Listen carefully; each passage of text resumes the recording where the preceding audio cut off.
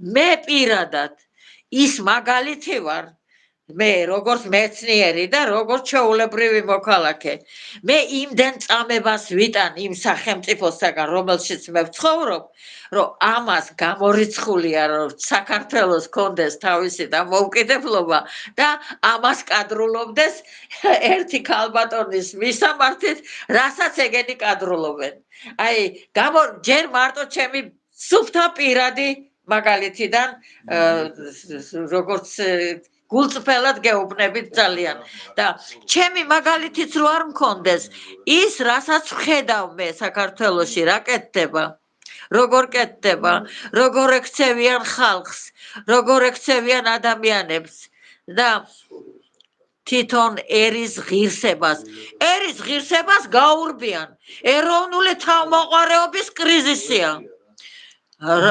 რატომ იმიტომ რომ ოფიციალურ ძალებს არ აწყენინონ ქალბატონ დენიზა დაგღალეთ ალბათ ამდენი ხანია გასაუბრებთ და ბოლოსკენ მაინც მინდა ჩვენთვის ქართველებისთვის ჩვენი სამშობლოსთვის მაინც აი მე თუ მკითხავს ვინმე ალბათ მთავარ უმთავრეს ეგზისტენციალურ პრობლემას მოუბრუნდე აი ამ გართულებულ პერიოდში, როდესაც ამდენი უბედურება ტრიალებს ქვეყანაშიც, სოფლიოშიც, ჩვენ სამშობლოში ლამის აგერაკვი არაბიზაციის საფრთხეარის პირდაპირ ჩამოსახლება არაბების ზოგადად ყველაზე მეტ დიდ პრობლემად მე მაინც ახალგაზრდობის არასწორ აღზრდას და ღირებულებების მოშლას და განადგურებას მივიჩნევ. რაც ხშირად მე მაკრიტიკებენ, არ ვიცი ალბათ ზუსტად ის deep state-ია იქ შემძვრალი, რომელიც კარგად ნათქვამს უკუღმად აგებიებენ ხალხს. საქართველოს ეკლესიის და საქართველოს საპატრიარქოს მოვალეობა განსაკუთრებით სასიცოცხლოდ მნიშვნელოვანი არის აი ამ ფონზე. მათ არც პატრიარქის სიტყვების ესმით, არც ჯულის კანონის ესმით, არც ისტორიის ესმით, არავის ესმით და აი ეს ეგზისტენციალური პრობლემა ქართველი ერის და ჩვენი ქვეყნის, რასაც ქვია ჩვენი ერის სულიერი მდგომარეობა, ეს არის ყველაფერი პასუხისმგებლობა საქართველოს საპატრიარქოზე.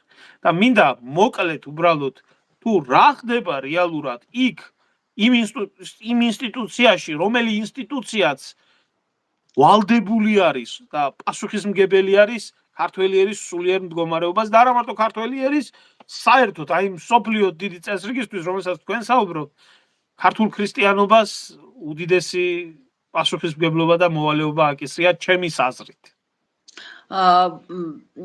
ესეც დიდი მადლობა მაგ შეკითხვისთას ძალიან მნიშვნელოვანი შეკითხვა რა თქმა უნდა და ძალიან საპასუხისმგებლოც რთულიც, იმიტომ რომ ძიმე პასუხი შეიძლება გამომივიდეს.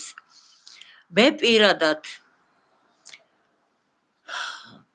შეიძლება ითქვას, რომ აი ვიტანჯები რა მაგ პრობლემის გამო, რომ საპატრიარქოს და ეკლესიის მდგომარეობა დღევანდელ მსოფლიო პოლიტიკაში, რომელიც რეალობად იქცა, საქართველოს რეალობად იქცა და მთელი ჩვენი ქვეყანა გაუგებრობის წინაშე ვართ, გაუგებრობის. ესე იგი, ჩემი პირადი აზრი ასეთია, რომ მიუხედავად იმისა, რომ საქართველოს ეკლესია ეს არის დიდი მოვლენა უნდა გითხრათ ეკლესიური მსოფლიოს ისტორიაში და ეს ათეული წლები, რომელიც გაიტანა ჩვენმა პატრიარქმა,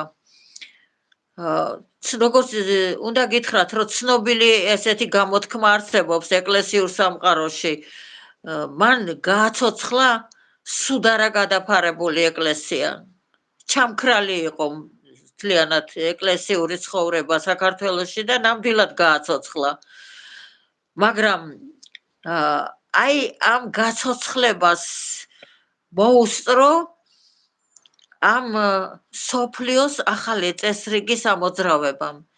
70-იან წლებში ერთდროულად დაიწყო ეკლესიური აღმავლობა ჩვენთან და ეკლესიური აღმავლობის პარალელურად ეროვნული მოძრაობა, რომელიც უკვე სახელმწიფო და პოლიტიკური მოძრაობა იყო. მე პირადად პირველი ლახვარი შევარდნაძისგან მივიღე, როცა ის იყო სახელმწიფო მეთაური იყო, საბჭოთა კავშირის წევრი როცა იყო საქართველო და სამსახურიდან გამანთავისუფლეს იმიტომ,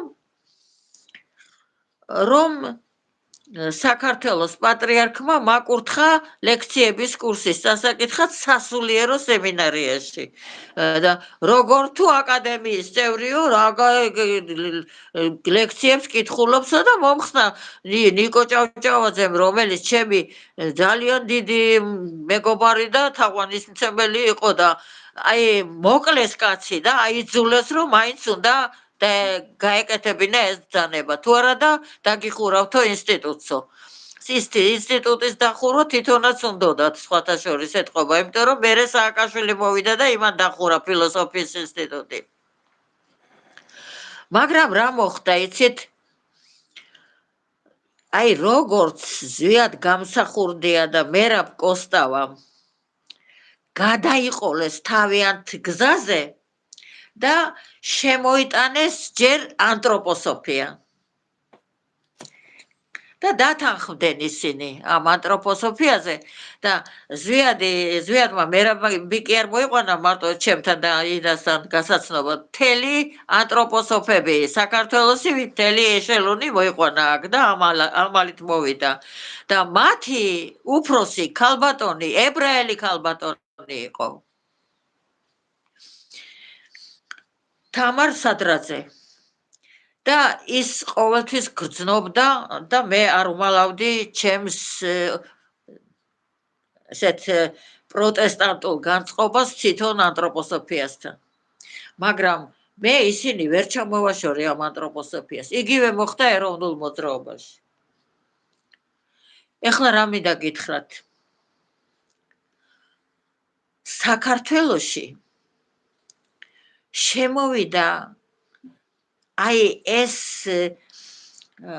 როგორ გითხრათ, ფსიქოლოგიური პოზიციის გაძლიერება, ფსიქოლოგიურის ებრაელების მიმართ. 26 საუკუნოვანი მეგობრობა, 26 საუკუნოვანი მეგობრობა. და დღესაც ქართველი ხალხი აი ამ ნამდვილ აზროვნებას სცილდება, როცა ებრაელებს ეხებათ საქმე. და წარმოიდგინეთ თქვენ, რომ ეკლესიამ იმისათვის, რომ მოწინააღმდეგე არ გაეღიზიანებინა, მხარი დაუჭირა თანამშრომლობას.